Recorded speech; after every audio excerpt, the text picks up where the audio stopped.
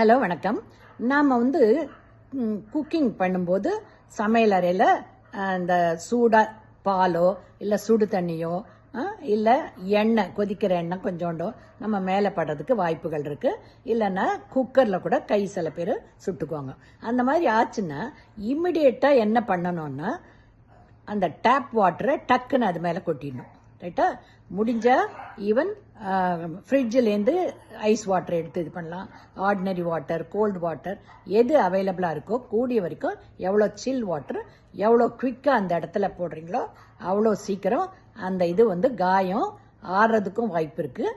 அதே நேரத்தில் ரொம்ப டேமேஜை தடுக்கலாம். ரைட்டா? எவ்வளோ நேரம் அந்த ஹாட் மில்கோ ஏதான இருக்குதோ அந்த அளவுக்கு டெப்த்து உள்ள ஆழமாக எல்லா டிஷ்யூவும் வெந்து போயிடும். அதனால் கூடிய வரைக்கும் இமிடியேட்டாக நீங்கள் கோல்டு வாட்டர் போட்டு அந்த இடத்த டெம்பரேச்சரை குறைங்க. ஓகேங்களா?